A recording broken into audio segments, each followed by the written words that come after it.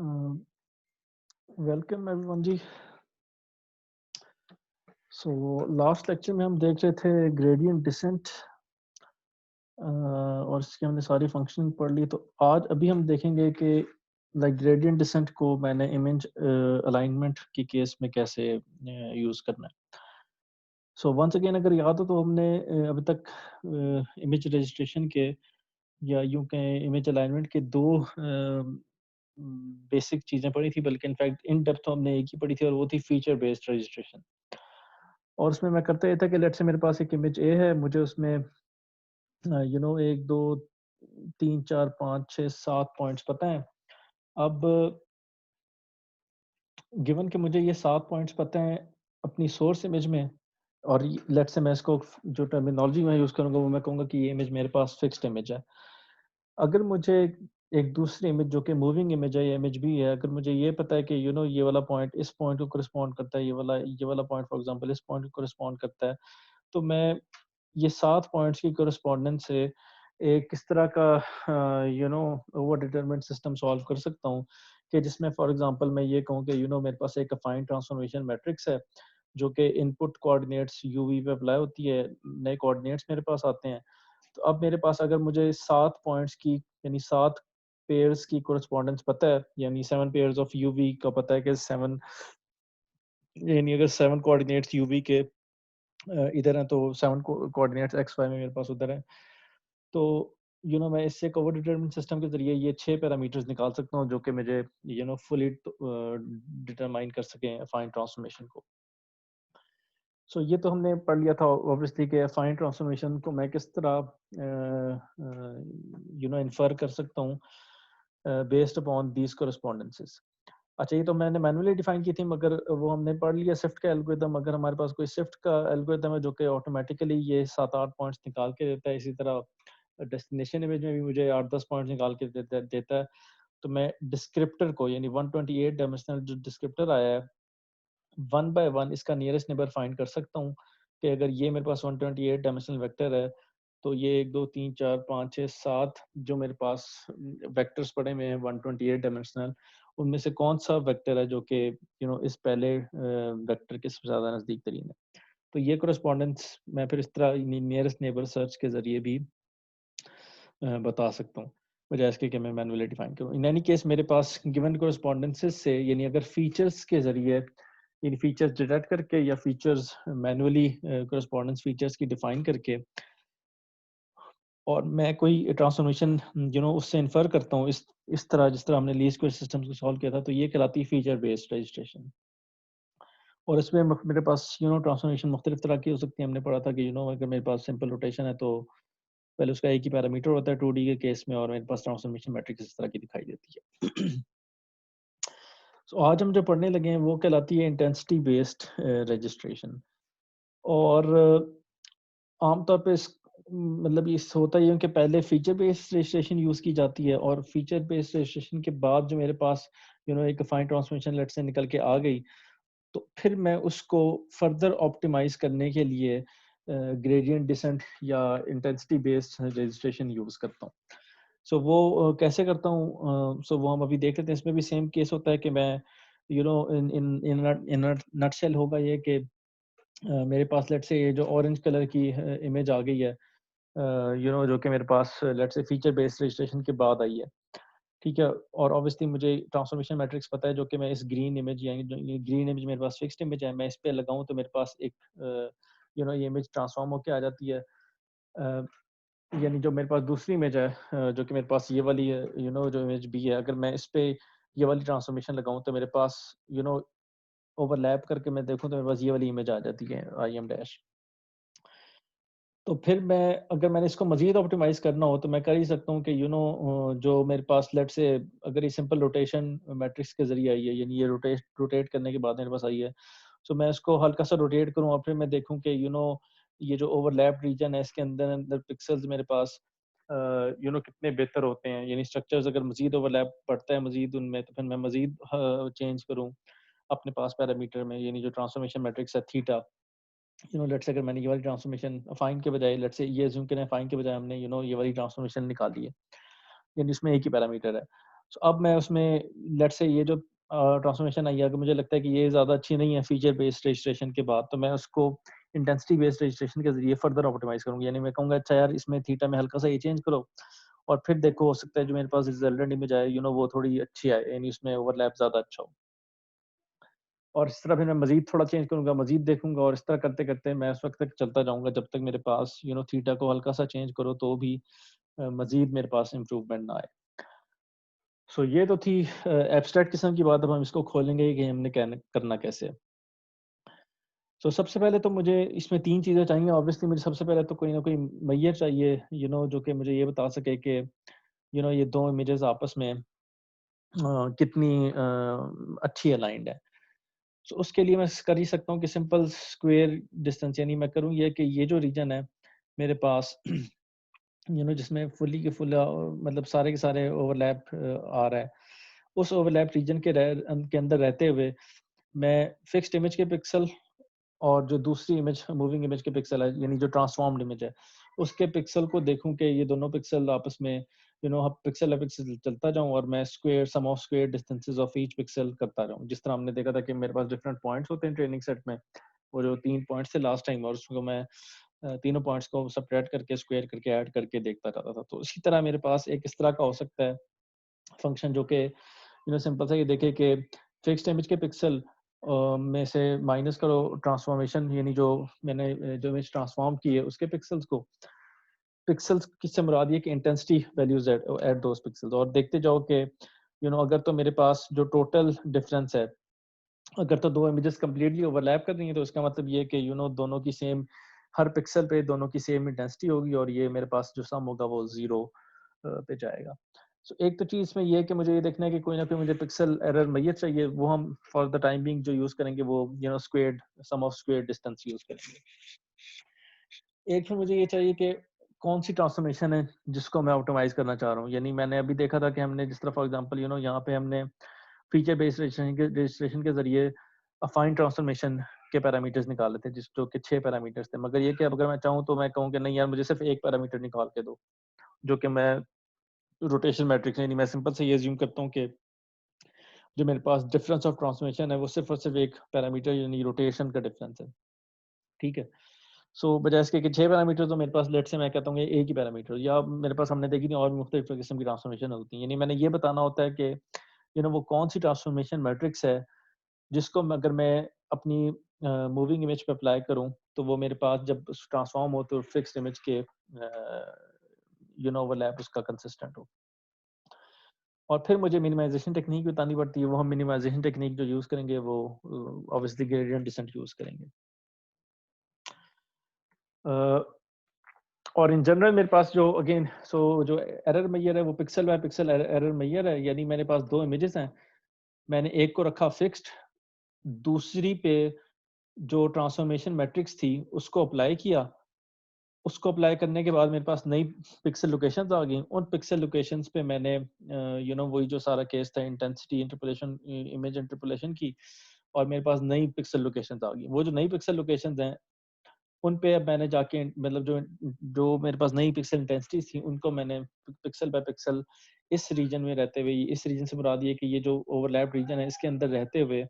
मैंने बारी-बारी पिक्सल को माइनस किया, स्क्वायर किया और तमाम के तमाम पिक्सेल्स को जो कि यानी इस ओवरलैप रीजन के अंदर-अंदर हैं, उनको सम कर लिया उनके स्क्वायर डिफरेंस को। सो ये मेरे पास एक एरर मेजर आ जाएगा। अगर तो लेट्स से मेरे पास ये इस रीजन के अंदर-अंदर मैं कहता हूँ कि 70 पिक्सेल्स हैं, तो बेसिकली 70 दफ़ा मैंने, यानी 70 पिक्सेल्स हैं और हर पिक्सल में मुझे ये पता है कि फिक्स्ड इमेज में इस पिक्सल की ये वैल्यू है, और जब ट्रांसफॉर्मेशन मैट्रिक्स यानी जो दूसरी इमेज थी मैं जब उसको ट्रांसफॉर्म करता हूँ, तो वो जो इस पिक्सल लोकेशन पे पड़ती है, तो उस पे जो पिक्सल वैल्यू है वो फॉर एग्जांपल ये वाली है, ठीक है? इसी तरह दूसरा दोनों पिक्सल यानी 7 वाले पिक्सल पे चलता गया। इस तरह करते-करते मैं 70 दफ़ा बेसिकली मैंने ये सम करना है तो मेरे पास एक नंबर आ जाएगा। और वो नंबर बेसिकली मेरे ये बता रहा होगा कि ये एरर कितना है, आपका जो टोटल पिक्सल डिफरेंस है, स्क्वेयर्ड पिक्सल डिफरेंस वो कितना है। और ऑब्वियसली अगर मेरे पास दोनों इमेजेस यानी 2 मैट्रिसेस फॉर एग्जांपल इस तरह की हों जो जिन पे दोनों पे कोरेस्पोंडिंग लोकेशन पे सेम नंबर पड़े हों, तो ऑब्वियसली मेरे पास ये डिफरेंस 0 होगा। राइट, सो अब मैं ये कह सकता हूँ कि मेरे पास फॉर एग्जांपल अगर मैं इसको देखना चाहूँ तो ये मैंने कैसे निकाली है, मैंने बेसिकली निकाली इस तरह कि मेरे पास जो दूसरी इमेज थी ये थीटा, सो थीटा मेरे पास ट्रांसफॉर्मेशन मैट्रिक्स के पैरामीटर्स हैं, सही है। सो लेट्स से अगर मेरे पास ट्रांसफॉर्मेशन मैट्रिक्स ये वाली है रोटेशन, तो उसमें बेसिकली एक ही पैरामीटर है। अगर मेरे पास ट्रांसफॉर्मेशन मैट्रिक्स है फाइन, तो मेरे पास 6 पैरामीटर्स हैं, यानी इसमें थीटा फॉर एग्जांपल 6 वैल्यूज हैं, ठीक है। तो अब मैंने बेसिकली बारी बारी इन वैल्यूज को एडजस्ट करना है इस तरह कि मैं एक मतलब जो मूविंग इमेज है, यानी जो कि ये वाली इमेज है, मैं इस इन 6 पैरामीटर्स को बारी बारी मैंने चेंज करना है इस तरह के अगर मैं इस इमेज को बारी बारी अप्लाई करूं तो मेरे पास जब मैं ओवरलैप करूं तो ये इसका ओवरलैप इस इमेजेस के इक्वल है। सो ये जो मेरे पास ये जो थीटा है बेसिकली ये अफाइन के केस में मेरे पास 6 डायमेंशनल वेक्टर है। अगर तो मेरे पास रोटेशन मैट्रिक्स है तो मेरे पास सिंपल एक स्केलर है। अच्छा, अब जो मूविंग इमेज यानी जो ये वाली इमेज आती है, ये जो ऑरेंज डैश में, ये कैसे आई थी? वेल ये आई इस तरह थी कि मैंने ये ट्रांसफॉर्मेशन मैट्रिक्स इस पिक्सल पे यानी हर पिक्सल पे अप्लाई की थी, और उसके बाद अब ये रिवर्स मैपिंग वो इसलिए कि वो जो हमने देखा था कि मैं रिवर्स मैपिंग इसलिए करता हूँ कि मेरे पास कंप्यूटेशनल कॉम्प्लेक्सिटी से बचा जाए। सो फॉर द टाइमिंग आप इसको ज्यूम करें कि मेरे पास सिंपल एक इन्वर्स नहीं, सिंपल एक ट्रांसफॉर्मेशन मैट्रिक्स यानी रिवर्स के बजाय फॉरवर्ड मैपिंग देख लूँ। सो इन शॉर्ट ये जो इमेज आई थी मेरे पास ये इस तरह आई थी कि मैंने इस पिक्सल लोकेशन पे इस ट्रांसफॉर्मेशन को अप्लाई किया था, तो मेरे पास एक नई पिक्सल लोकेशन आ गई थी। उस नई पिक्सल लोकेशन पे जाके मैंने देख लिया कि मूविंग इमेज की क्या वैल्यू है, और जो भी वैल्यू थी मैंने उन दोनों को, और मतलब अगर तो ट्रांसफॉर्मेशन मैट्रिक्स अच्छी है तो मेरे पास ये जो नई वैल्यू है मूविंग इमेज की, वो जो फिक्स्ड इमेज है यानी जो दूसरी इमेज है, वो जो उसका जो पिक्सल लोकेशन है उस पे सेम है, दोनों पे सेम वैल्यूज होनी चाहिए। ठीक है, यानी इसको यूं अज्यूम करें कि मेरे पास लेट्स से अगर ये जो दो ये इमेज है फिक्स मूविंग, सो इस पे मैंने एक ट्रांसफॉर्मेशन जो कि रिवर्स ट्रांसफॉर्मेशन थी वो अप्लाई की, तो मेरे पास लेट्स से अगर ये पिक्सल आ गया, तो उस नए पिक्सल पे बेसिकली जो फिक्स इमेज की वैल्यू है वो जो इस जो ट्रांसफॉर्म पिक्सल पे जो वैल्यू थी इसकी वो सेम होनी चाहिए। सो ये बेसिकली ये इक्वेशन मुझे ये कह रही है, और ना सिर्फ उस पिक्सल पे से सेम होनी चाहिए, अगर मैं इस एरर को सम करूं तमाम के तमाम पिक्सेल्स पे जो कि ओवरलैप रीजन पे आ रहे हैं, तो वो तमाम उनका जो ओवरऑल सम है वो कम से कम होना चाहिए। सो हमें बेसिकली थीटा यानी वो जो पैरामीटर्स हैं, जो 6 पैरामीटर्स हैं ये वाले, इनको इस तरह चूज करना है कि मेरे पास ये जो क्वांटिटी है जो कि टोटल का ये एरर है, सम ऑफ स्क्वायर्ड एरर, ये मेरे पास कम से कम आए।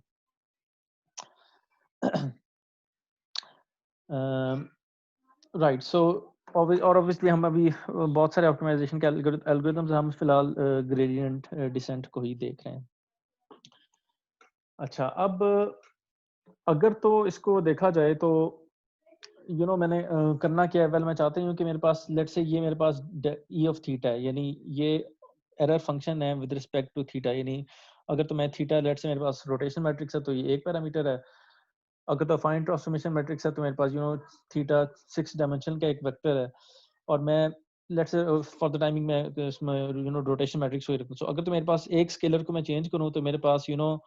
सारे के सारे पिक्सल वैल्यूज चेंज होती हैं। जो नई लोकेशन थी उस पे मैं बेसिकली जाके मूविंग इमेज के पिक्सल्स वैल्यू इंटेंसिटीज को देखता हूँ, और मैं माइनस करता हूँ, स्क्वायर करता हूँ, ऐड करता हूँ, तो मेरे पास एक नंबर आ जाता है। अब मैं चाहता ये हूँ कि थीटा की वो वैल्यू हो, यानी रोटेशन मैट्रिक्स की वो वैल्यू है जिसके लिए मेरे पास ये एरर यानी ये जो नंबर है ये कम से कम हो। ठीक है, तो अगेन अब मुझे करना क्या है, वेल मैंने वही काम करना है कि मैंने इस एरर को यानी इस ई का डेरिवेटिव लेना है विद रिस्पेक्ट टू थीटा, और उसको या तो मैं इक्वेट कर दूं जीरो पे, या मैं ग्रेडियंट डिसेंट के जरिए उसको ऑप्टिमाइज करूं, या यूं कहें कि मेरे पास ये जो ई कॉस्ट फंक्शन है इसका with respect to theta derivative लूं, कोई भी एक थीटा की वैल्यू की स्टार्टिंग वैल्यू के लिए मैं इसको डेरिवेटिव को एवेलुएट करूं, और फिर मैं negative gradient of that vector move करता जाऊं, तो मेरे पास एक नई वैल्यू आ जाएगी थीटा की।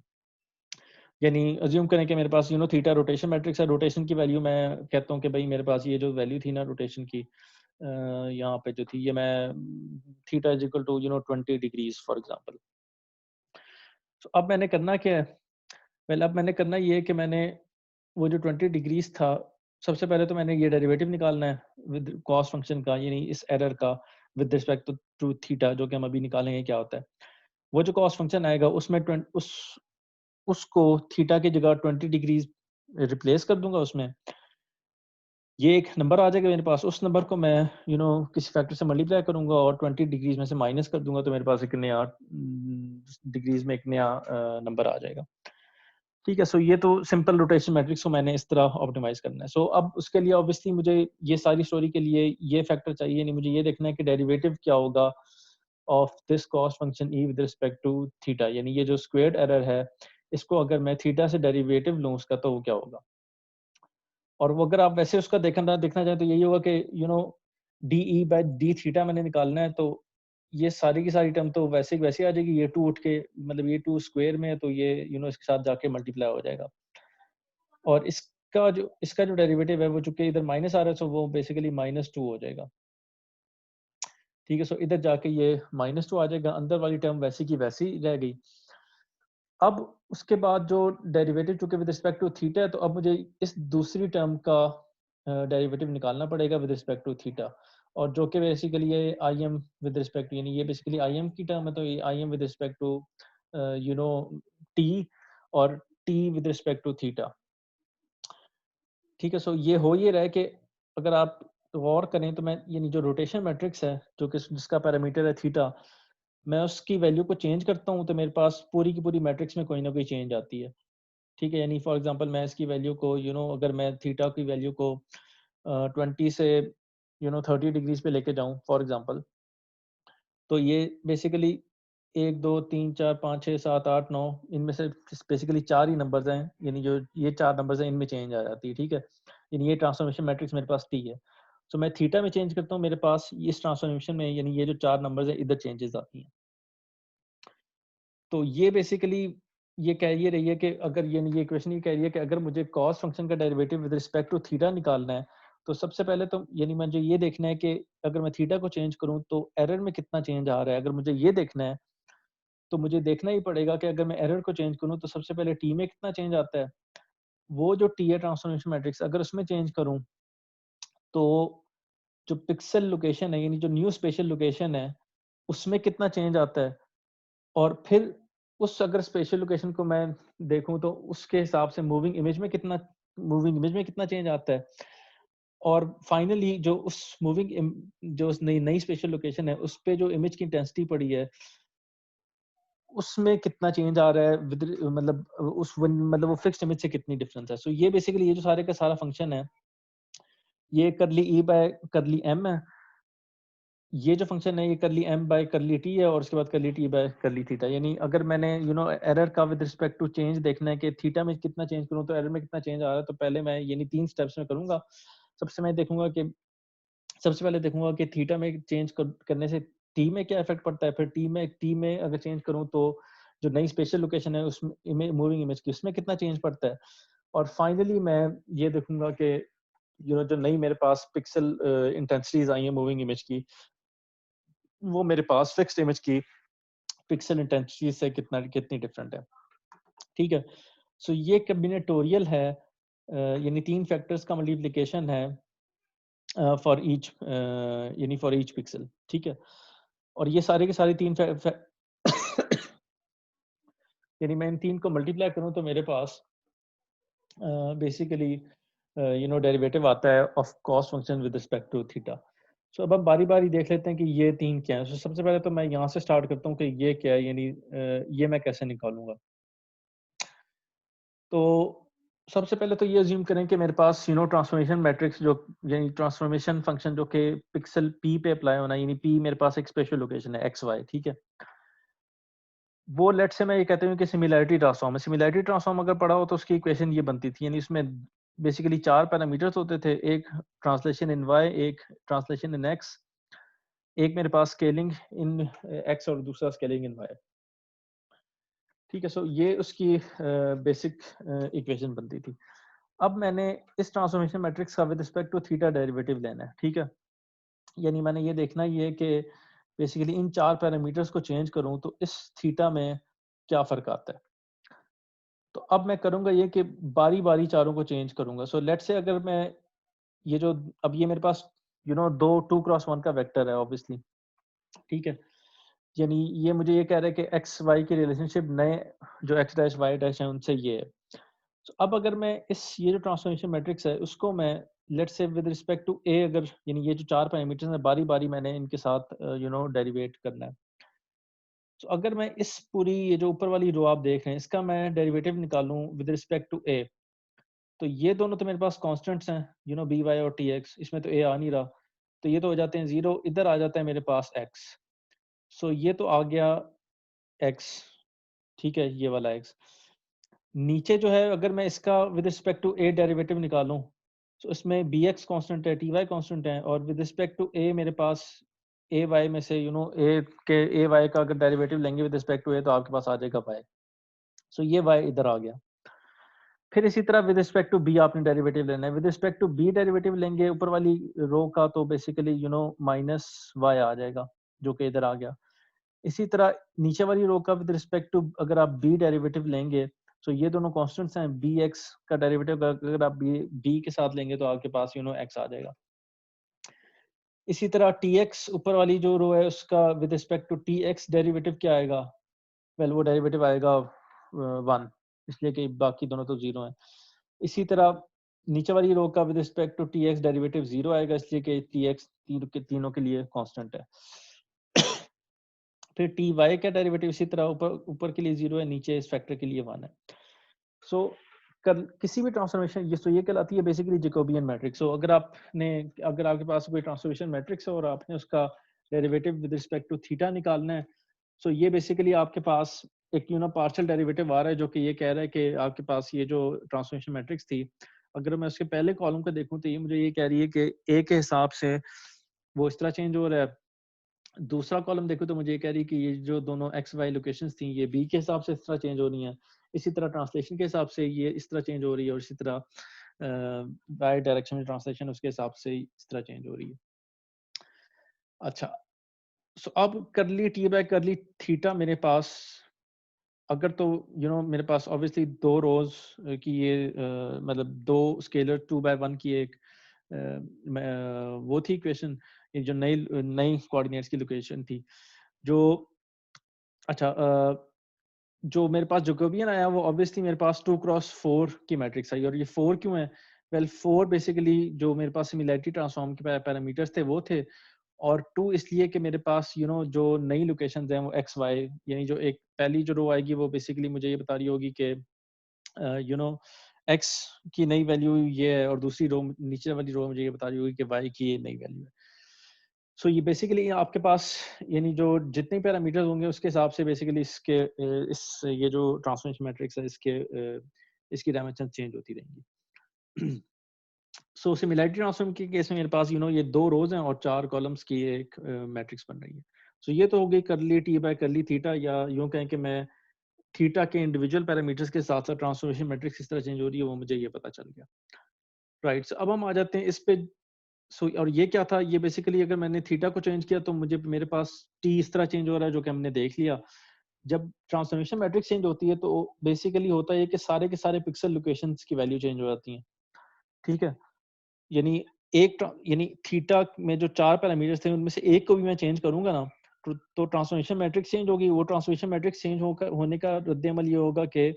जितने भी पिक्सल्स हैं पी उन सारों की स्पेशल लोकेशन चेंज हो जाएगी। सो अब आपको करना ये है कि वो जो नई स्पेशल लोकेशंस हैं ये अब आपने देखना ये कि इमेज में कितनी चेंज आई है उन नई स्पेशल लोकेशंस में चेंज की वजह से। और ये जो अब मैंने लफ्ज अदा किया ना कि इमेज में कितनी चेंज आई है नई स्पेशल लोकेशंस में चेंज होने की वजह से, ये बेसिकली आप ग्रेडियंट से ही ना, यानी इमेज का जो हम जो डेरिवेटिव्स देखते थे ना एक्स और वाई डायरेक्शन में, वो बेसिकली यही नापता था कि अगर मैं एक्स में हल्का से चेंज करूं तो मेरे पास इमेज में कितना चेंज आता है, ठीक है। सो और वो बेसिकली मैंने जो देखना था ये, और ये बाय द वे मैं देख रहा हूँ मूविंग इमेज में, ये जो दूसरी इमेज थी, यानी ये जो इमेज थी मेरे पास ये जिसको मैं बार बार रोटेट करता रहता था या चेंज करता रहता था, उसका मैंने डेरिवेटिव लेना है। सो ये बेसिकली उसका डेरिवेटिव है बोथ अलोंग एक्स और बोथ अलोंग वाई। सो अगर मैंने एक्स पे डेरिवेटिव लेना हो तो ये हमने देखा था कि डेरिवेटिव्स हमने बहुत दफा डिस्कस किए। एक्स डायरेक्शन में एक इमेज का सेपरेट डेरिवेटिव आता है, वाई डायरेक्शन में सेपरेट डेरिवेटिव आता है। सो इन शॉर्ट हर पिक्सल वाइज ना, यानी हर पिक्सल पे आपके पास दो नंबर्स होंगे। यानी एक नंबर ये बता रहा होगा कि इस पिक्सल का एक्स डायरेक्शन में डेरिवेटिव क्या है, और दूसरा नंबर ये बता रहा होगा कि आपके पास इस पिक्सल का वाई डायरेक्शन में कितना डेरिवेटिव है। और सो ये तो हो गया सिंपल मेरे पास, जो कि ये देखा जा रहा है कि इमेज मेरे पास नई स्पेशल लोकेशंस के हिसाब से कैसे चेंज हो रही है। और फाइनली मेरे पास जो नई स्पेशल लोकेशंस पे जो इंटेंसिटी वैल्यूज आ रही हैं, अब मैंने करना ये कि बारी बारी उनका फिक्स्ड इमेज से जो पिक्सल लोकेशन है उससे माइनस हो। लेट्स से अगर मेरे पास कोई पिक्सल लोकेशन है, लेट्स से मैं कोई भी 3,4, ये मेरे पास पिक्सल लोकेशन है, ये वाली 3,4, ठीक है। यानी मैंने एक जो फिक्स्ड इमेज है, मैंने उसके एक पिक्सल पे ये इक्वेशन कैलकुलेट करनी है। तो मैं क्या करूंगा, मैं 3,4 पे जाके जो फिक्स्ड इमेज है उसकी वैल्यू देखूंगा इंटेंसिटी की। फिर मैं क्या करूंगा, फिर मैं ये जो ट्रांसफॉर्मेशन मैट्रिक्स अप्लाई की है 3,4 की, यानी एक थीटा की एक वैल्यू अज्यूम करूंगा और 3,4 को उस पर अप्लाई करूंगा। बेसिकली मेरे पास हो गया कि एक नए कोऑर्डिनेट्स आ जाएंगे। उन नए कोऑर्डिनेट्स पे जाके मैं मूविंग इमेज की वैल्यू देखूंगा, और वो जो वैल्यू होगी मैं उसको इससे माइनस कर दूंगा, तो मेरे पास ये सारी की सारी एक्सप्रेशन आ जाएगी, ठीक है। और लाइक वाइज ये मैंने पहले ही निकाल ली थी, ये दोनों हमने पहले ही निकाल ली हैं, यानी ये तो मैंने इनफैक्ट हर पिक्सल के लिए निकाली हुई है, ठीक है। यानी ये मुझे हर पिक्सल के लिए पता है कि ये अभी तो मैं एक पिक्सल के लिए देख रहा था, मगर ये मुझे मैट्रिक्स जो है मुझे हर पिक्सल के लिए पता है कि मूविंग इमेज किस तरह चेंज हो रही है। और लाइकवाइज ये भी पता चल गया कि अगर मेरे पास कोई भी पिक्सल की वैल्यू हो एक्स वाई, तो उसमें एक्स 3,4 मैं इधर पुट कर दूं, तो मेरे पास करली टी बाय करली थीटा की कोई ना कोई वैल्यू आ जाएगी। सो अब अगर इन तीनों को आप मल्टीप्लाई करें, ये जो तीनों के तीनों फैक्टर्स आप देख रहे हैं आपस में, इनको अगर आप मल्टीप्लाई करें, सो ये मेरे पास क्या था, करली टी बाय करली थीटा। ये अगर मेरे पास बेसिकली 2x4 की मैट्रिक्स बनती है, ठीक है। अब एक्स वाई मुझे पता है, यानी कोई भी एक्स वाई, किसी भी एक्स वाई के लिए, लेट्स से अगर मैं कोई भी पॉइंट अज्यूम करूं 3,4, तो मैं इधर वैल्यू पुट करता जाऊं, तो मेरे पास 2x4 की एक मैट्रिक्स आ जाएगी। ये जो मेरे पास मैट्रिक्स है, इसकी डायमेंशन क्या है? वेल, अगर ये पर पिक्सल वाइज में देखूं तो 1x2 की एक मैट्रिक्स है। यानी हर पिक्सल के लिए मेरे पास दो नंबर्स हैं, एक नंबर उसका एक्स डायरेक्शन में डेरिवेटिव है मूविंग इमेज का, दूसरा नंबर उसका वाई डायरेक्शन में डेरिवेटिव है। सो बेसिकली 1x2 मल्टीप्लाई हो रहा है 2x4 से, ठीक है। यानी इसका साइज है 1x2 और इसका साइज है 2x4। So 1x2 multiply by 2x4, 1x4 का एक वेक्टर आ जाएगा। उस 1x4 के वेक्टर को आप इस एक स्केलर से मल्टीप्लाई करेंगे, ठीक है। और ये स्केलर क्या है, ये नई लोकेशन 3,4 जो ट्रांसफॉर्म हुई थी, उस लोकेशन पे जाके मूविंग इमेज की वैल्यू देखी मैंने इंटेंसिटी की, और जो भी वैल्यू आई थी उसको मैं माइनस कर दिया, माइनस से मल्टीप्लाई किया। अब ये एक स्केलर है, सो ये स्केलर है, और इन दोनों का प्रोडक्ट आपके पास 1x4 का एक वेक्टर आ रहा है। सो स्केलर मल्टीप्लाई 1x4 का वेक्टर, और फिर आप इसको तमाम के तमाम पिक्सल्स पे सम करते जाएंगे, तो आपके पास बेसिकली जितने ही पिक्सल्स हैं उनके लिए, लेट्स अगर आपके पास 100 पिक्सल हैं, तो 100x4 का, सॉरी, आपके पास 1x4 को आप ऐड करते जाएं, सो जितने भी पिक्सल्स हैं उनके लिए आपके पास फाइनली 1x4 का एक एग्रीगेटेड वेक्टर बनेगा, जिसमें तमाम की तमाम चीज़ें सम हो रही होंगी, ठीक है जी। सो फाइनली आपके पास इसका जो आंसर आएगा 1x4 का, वो तमाम के तमाम पिक्सल्स को आप सम कर लेंगे, तो 100 टाइम्स आप इस 1x4 के वेक्टर को सम करेंगे। सो आपके पास फाइनली जो आएगा वो ये कि किधर गया, सो ये जब आप करेंगे, सो बेसिकली आपके पास इधर 1x4 का वेक्टर आ जाएगा, ठीक है। टोटल समेशन करने के बाद 100 दफा उनका उन यानी हर जो चार एलिमेंट्स का वेक्टर आ रहा है, उसमें आप पहले एलिमेंट को 100 दफा, लेट्स से अगर आपके पास 100 पिक्सल्स आए ना इधर, इधर, सो आपके पास 100 दफा पहले एलिमेंट को सम करेंगे, फिर कोरस्पॉन्डिंगली दूसरे एलिमेंट को सम करेंगे, फिर इसी तरह तीसरे एलिमेंट को सम करेंगे, फिर इसी तरह चौथे एलिमेंट को। सो ये आपके पास फाइनली जो सम चलेगा ना 4 एलिमेंट्स का, सो फाइनली आपके पास एग्रीगेटेड यानी समेशन आ जाएगा चार नंबर्स का। और फाइनल यानी वो चार नंबर्स का सम तो नहीं आएगा, यानी कहने का मतलब ये कि लेट्स से अगर आप 100 रोज हैं और चार स्केलर्स हैं, यानी चार कॉलम्स हैं, तो आपने उनका रो वाइज ऐड करना है उनको, तो बेसिकली आपके पास अब एक एग्रीगेटेड वैल्यू आ जाएगी चार नंबर्स की।